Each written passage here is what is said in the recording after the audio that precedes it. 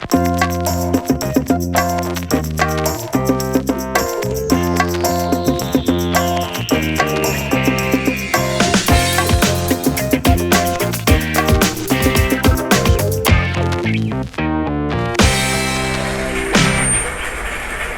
morning.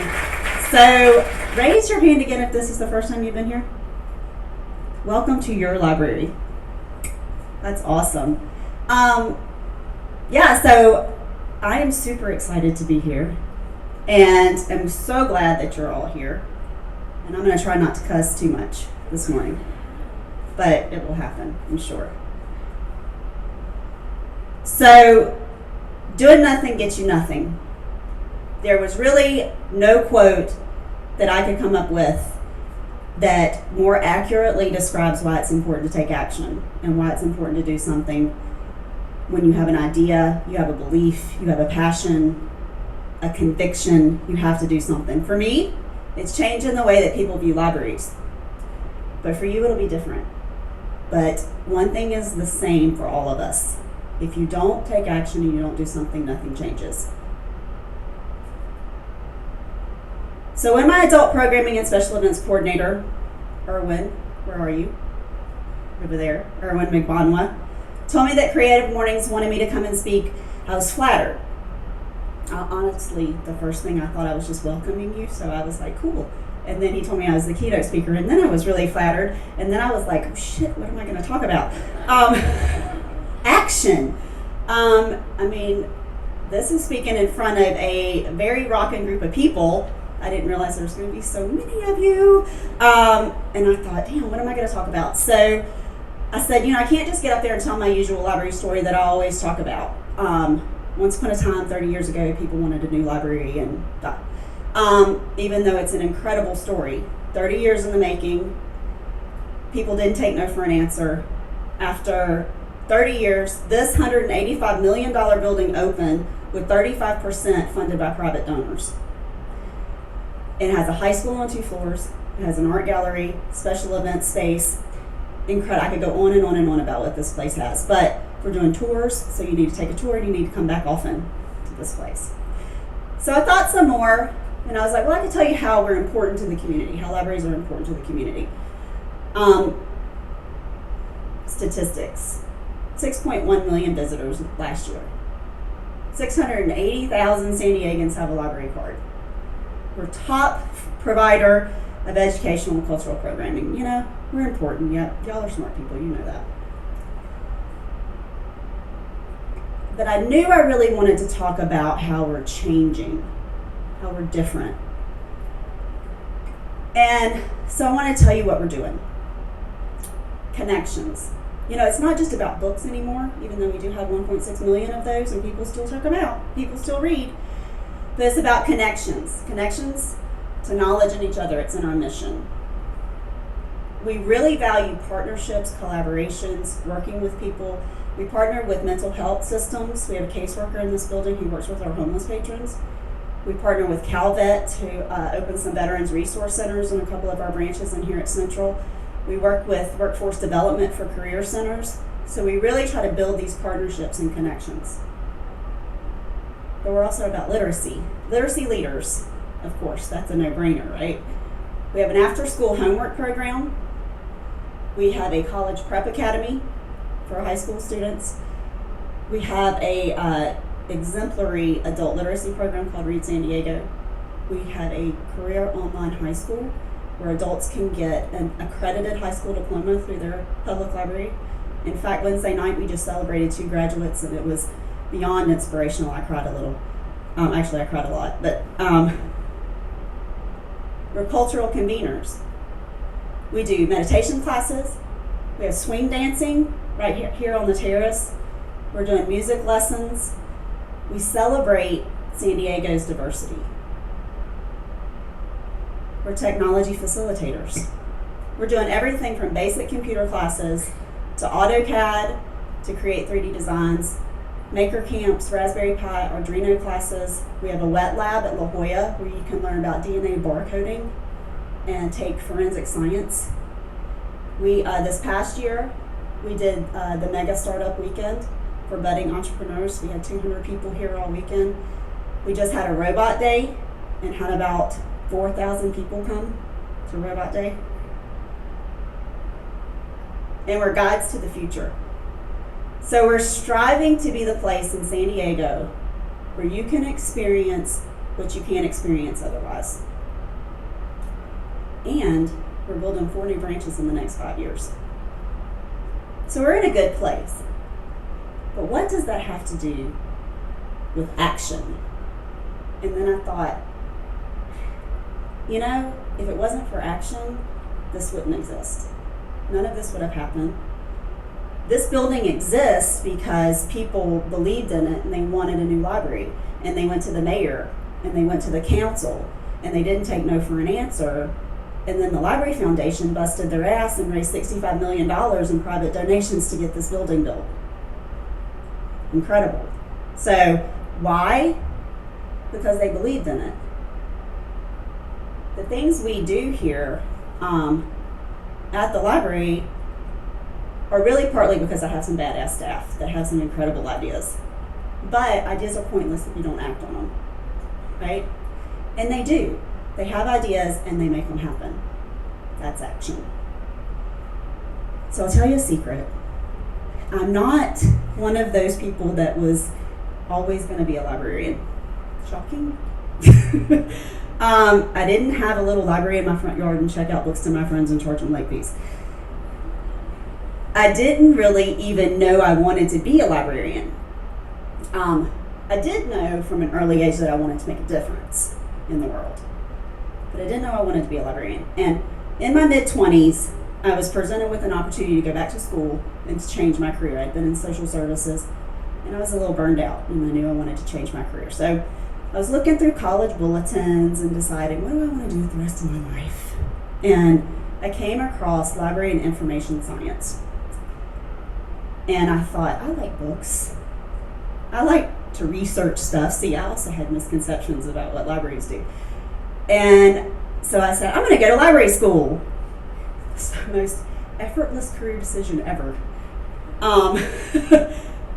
And then right after I started school, I got a job in the public library in Greenville, South Carolina. And I have a fellow South Carolinian in here. Woo-woo! There we go. And I, from the first day, and when I started, I never intended to stay in public libraries. Never. I was going to work at the Smithsonian or the Library of Congress. That was the mecca. That's what I was going to do. But my first day on the job in that public library, I knew I'd found my calling.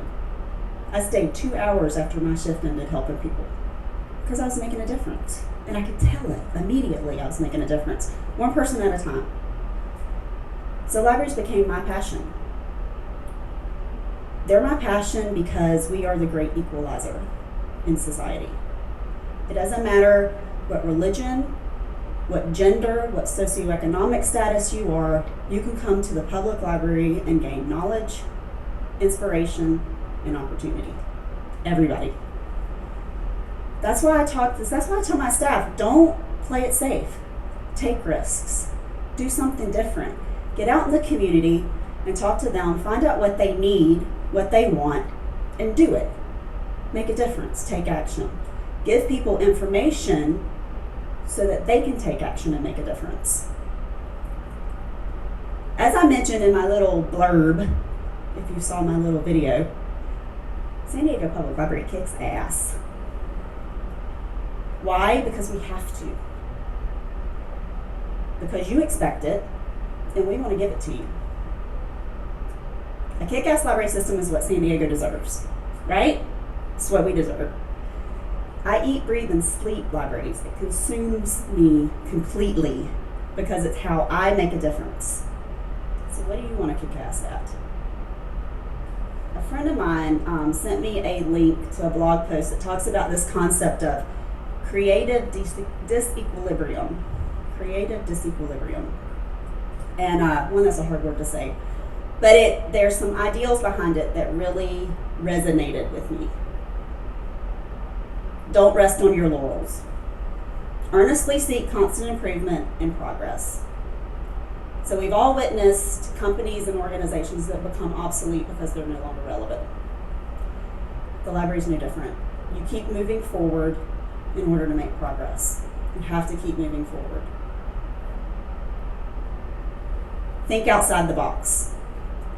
Astutely discern the value of critical thinking and the ideas generated because of it. And I like to take it even a step further and say, pretend there is no box. Smash the box. All that group thinking and those sacred cows and that one that I hate the most, but we've always done it this way. It kills innovation. It kills action. It kills creativity. Think outside the box. Stay on your toes. Confidently strive for excellence and stretch beyond self-imposed limitations. You hear that, right? Self-imposed limitations. Why the fuck do we limit ourselves?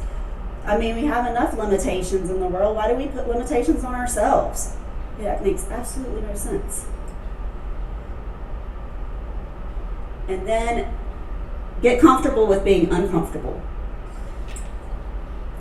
Courageously pursue innovation and always remember to try, and try again. I challenge myself to do something uncomfortable, awkward every day. Something that I really don't want to do. And you can start small. I used to hate to eat lunch by myself.